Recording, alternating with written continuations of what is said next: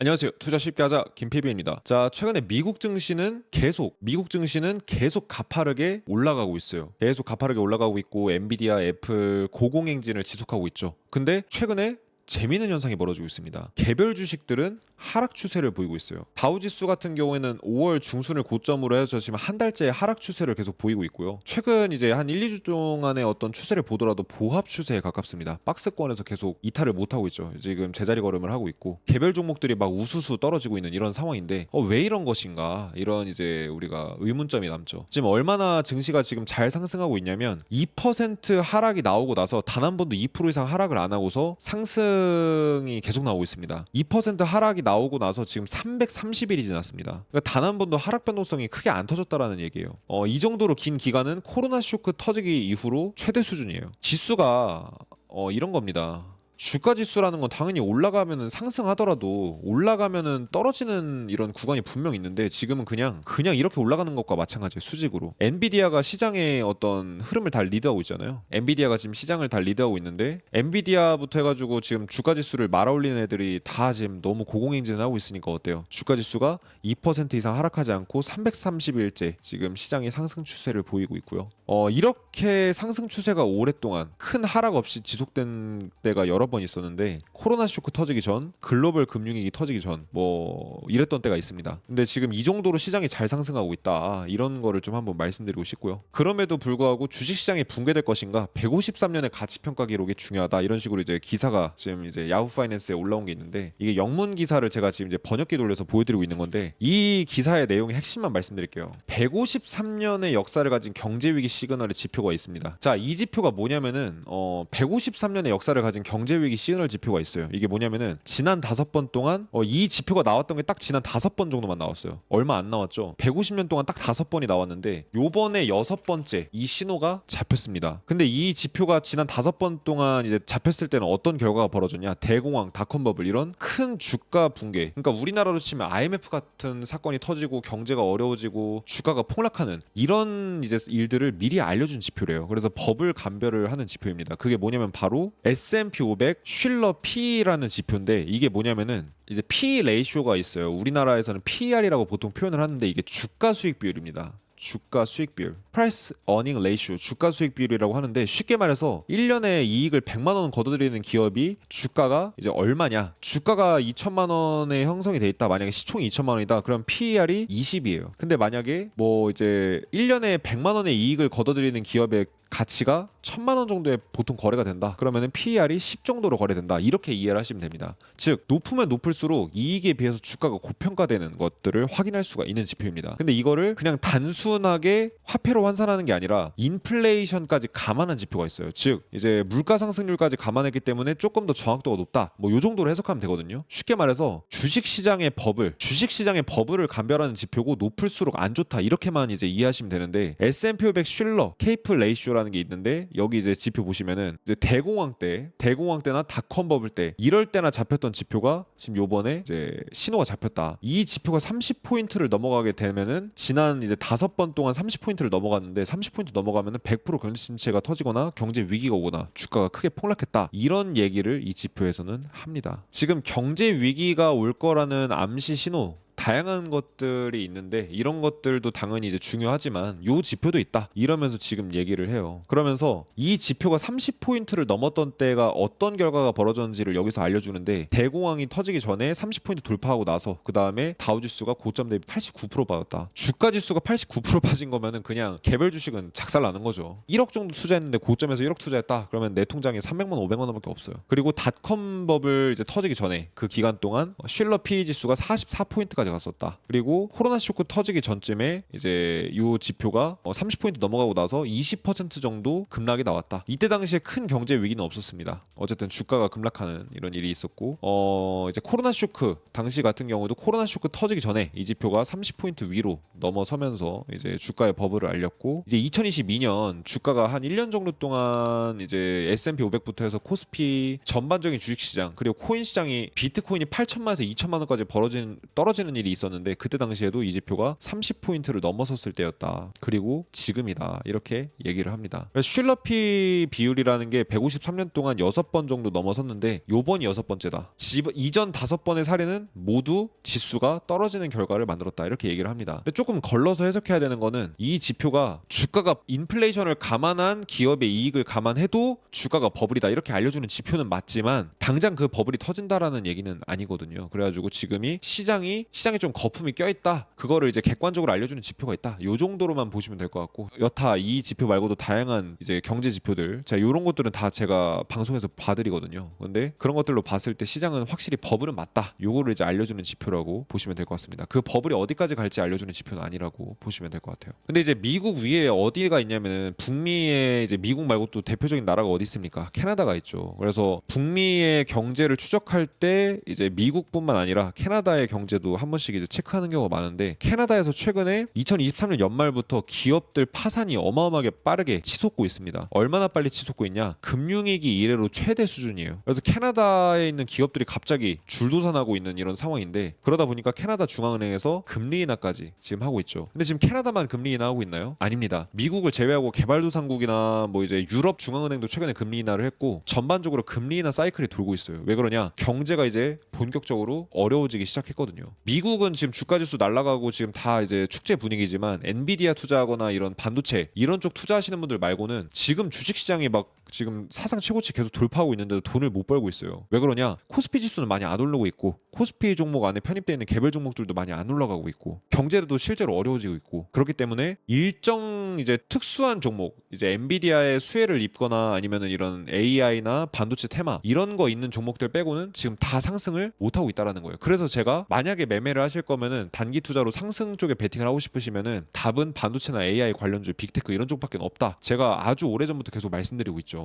제가 지금 말씀드리는 주장을 뒷받침할 수 있는 데이터가 있습니다. 이 데이터가 뭐냐면은 S&P 500 주가지수 S&P 500 주가지수가 지금 계속 사상 최고치를 돌파하는데 거기 안에 편입되어 있는 종목들 중에서 S&P 500보다 더 높은 성과를 낸 주식이 30%대 정도밖에 안 돼요. 근데 이게 닷컴 버블 이래로 최저치 수준입니다.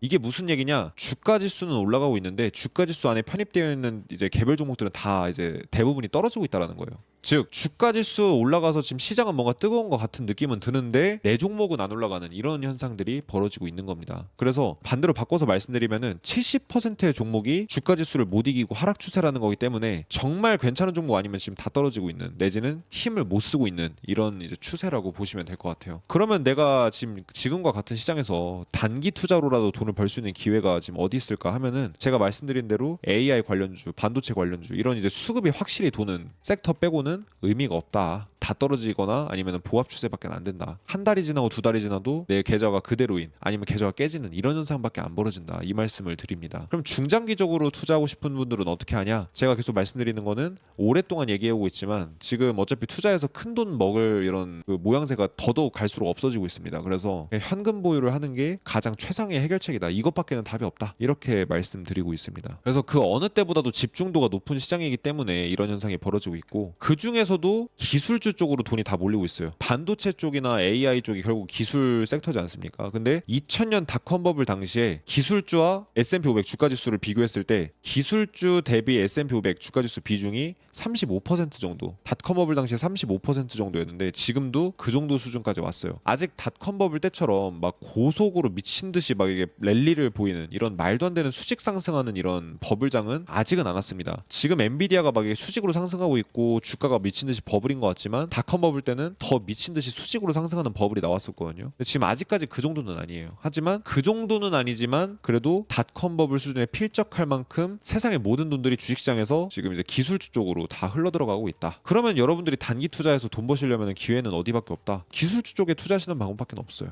그래서 그 부분 참고해 주시면 좋을 것 같고요. 지금 실제로 개별 종목들은 떨어지고 있습니다. 이 지표 보시면 아시겠지만 이 지표는 이제 S&P 500 주가 지수에 편입된 종목들 중에서 이 종목들이 지금 상승 추세를 얼마나 보이고 있냐, 장기적으로 상승 추세를 보이고 있냐 안 보이고 있냐 이 지표를 이제 이 지표로 확인할 수가 있습니다. 그 상승 추세 여부를. 근데 지금 65%의 종목이 상승 추세를 보이고 있고 35%의 종목이 S&P 500 편입된 종목들 중에서 35% 되는 종목들은 하락 추세를 보이고 있어요. 즉 바꿔서 말하면 뭐다? 지금 주가 지수가 사상 최고치를 돌파하고 있음에도 장기적으로 하락 추세로 전환된 종목들이 꽤나 많아졌다. 개별 종목들은 장기적 하락 추세를 보이려고 하고 있는 상황인데 지금 하나, 둘, 셋, 넷, 다섯 번째로 지금 전저점 찍어주려는 부분이 지금 65% 정도 부분이거든요. 여기가 깨지고 이제 떨어지게 되면은 개별 종목들이 이제 중장기적 관점에서도 하락 추세로 전환되는 종목들이 갈수록 늘어난다. 그렇기 때문에 시장에서 점점 갈수록 투자의 기회가 줄어들고 더욱더 빈익빈 부익부 현상, 오르는 종목은 미친 듯이 오르고 떨어지는 애들은 계속 떨어지는 이런 현상이 계속 보일 거다. 이렇게 좀 이제 해석해 볼 수가 있습니다. 재밌는 사실은 S&P 500 주가 지수도 사상 최고치 막 달리고 엔비디아도 날아가고 애플도 날아가는데 다우 지수는 지금 5월 20일 기점으로 거의 한 달 넘게 하락 추세 보이고 있다는 거예요. 다우지수뿐만이 아닙니다. 러셀, 니케이, 코스피 전반적인 주식시장 그리고 굴이나 이런 이제 다양한 원자재들이 하방 압력을 받고 있어요. 근데 얘네들은 다 오를 때 같이 오르고 떨어질 때 같이 오르는데 지금 얘네들은 안 오르고 나스닥만 오른다. 이거는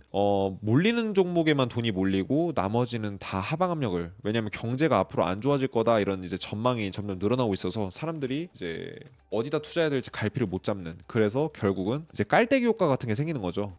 세상에 지금 있는 모든 돈들이 지금 다 엔비디아 뭐 아니면 애플 이런 종목으로 다 몰리고 있다 이렇게 보시면 됩니다. 한국 주식시장 깔때기도 있어요. 어디로 다 몰려요? SK 하이닉스 이런 이제 일부의 종목들로만 돈이 미친 듯이 몰리고 있는. 그러니까 결국은 단기 투자하려면은 그쪽에 투자하는 방법 말고는 답이 없는 거예요. 그래서 손절 짧게 잡고 그런 데다 투자를 하거나 아니면 아예 애초에 애매하게 투자할 거면 어차피 계좌가 계속 깎이기 때문에 차라리 투자를 현금 갖고 쉬는 게 낫다. 중장기적으로 이제 2, 3년 동안의 관점을 보고 투자하고 싶으신 분들은 현금 보유를 확실하게 해나가셔라 이렇게 말씀을 제가 계속 오랜 시간 전부터 드리고 있죠. 여러 지표들로 교차해서 계속 검증해드리고 있는데 시총 탑10 안에 드는 종목이 S&P 500 주가지수에서 몇 퍼센트 정도의 비중을 차지하냐라는 지표가 있는데 시총 탑10 안에 드는 종목들, 그러니까 상위 10개 종목이 지금 전체 주가지수의 37.5%를 차지하고 있어요. 닷컴 버블 때도 26%였습니다. 닷컴 버블 정점에도 26%였는데 지금 37.5% 수준이에요. 이게 무슨 얘기냐면은 그냥 S&P 500은 그냥 엔비디아나 애플, 뭐 마이크로소프트 이런 애들이 다 지금 차지하고 있다는 거예요. 빅테크 종목들이 지금 시장을 다 리드하고 있고 나머지 종목들은 힘을 거의 못 쓰는, 즉 주가 지수를 엔비디아나 애플 같은 종목이 다 이끌어가고 있는 이런 상황이라는 겁니다. 그래서 그런 쪽 주식 말고는 투자할 데가 딱히 없으실 겁니다. 이제 여러분들도 아시겠지만 투자해서 뭐 10% 20% 수익 봐도 내 인생 달라지지 않잖아요. 수익을 보려면은 막 못해도 100%, 뭐 많게는 10배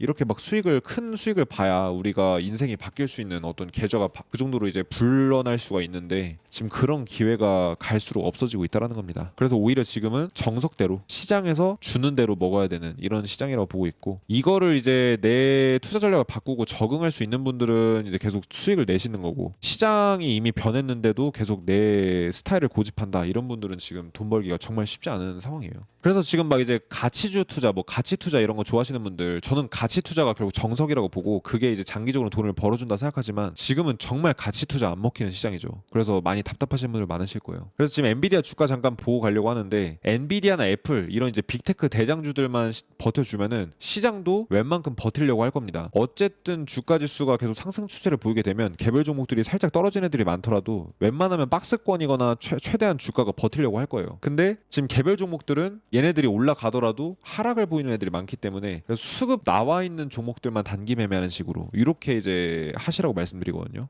근데 엔비디아가 120달러 부근 여기가 깨져버리게 되면은 시장의 이제 상승 추세가 갑자기 꺾일 수 있기 때문에 그 부분 한번 이제 같이 체크해 보시면 좋을 것 같고요. 최근에 암호화폐 서비스 제공하는 이런 이제 온라인 은행인 스위스의 은행 중에 하나가 폐쇄 그리고 파산 절차를 거치고 있습니다.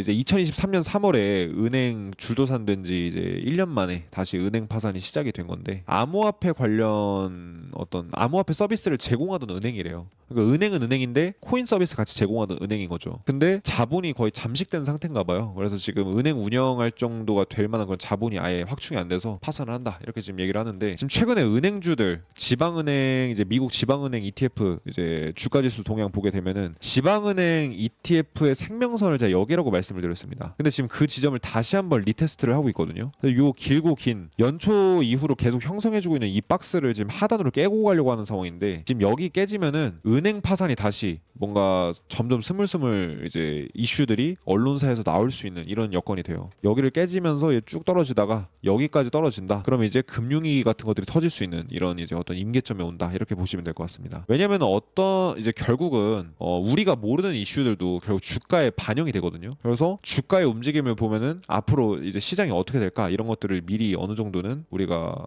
시나리오를 짜볼 수가 있는데 지금은 이 지점 돌파하면 그냥 금융위기 터지는 어떤 그런 리스크가 큰 자리고 요 지점이 일단 그것에 대한 생명선이라는 거죠. 그래서 여기가 깨지면은 좀 이제 금융위기, 뭐 경제의 어떤 리스크 이런 것들에 대해서 자꾸 기사가 나오기 시작하고 어떤 은행 위기에 대한 어떤 사람들의 불안감이 커지는 이런 자리라고 보시면 될 것 같습니다. 종합적으로 이제 저는 계속 이제 중장기 투자보다는 단기 투자, 짧은 텀을 보고서 스윙이나 단기 투자로만 접근하시라고 계속 말씀드리고 있죠. 그래서 제가 이 얘기를 해드린 지가 꽤 오래됐습니다. 경제 위기는 올 거기 때문에 장기적인 투자를 하시는 분들은 현금 보유 해나가시고 단기 투자하고 싶은 분들은 빅테크나 AI, 반도체 이런 수급 도는 종목만 매매하라 이렇게 말씀드렸는데 결국 어떻게 됐어요? 결국 엔비디아만 오르고 있습니다. 답은 이거밖에 없다는 거예요. 단기 투자할 만한 투자처는 이거밖에 없고 이제 지금 비트코인이고 뭐고 지금 다 계속 하락 추세를 보이고 있는 상황이기 때문에 어떤 종목에 들어가도 섣불리 투자하시면 손실만 늘어납니다. 그렇기 때문에 계좌를 최대한 지키고 차분하게 처음부터 다시 계좌 수익 쌓아가려고 하시는 분들은 단기 투자로 적합한 이런 제가 말씀드렸던 종목들 위주로 이렇게 공략을 하시고 중장기 관점 이제 갖고 계시는 분들은 현금 보유량 최대한 확보해 나가시는 이런 이제 계기를 마련하셨으면 좋겠다 이렇게 말씀드리겠습니다.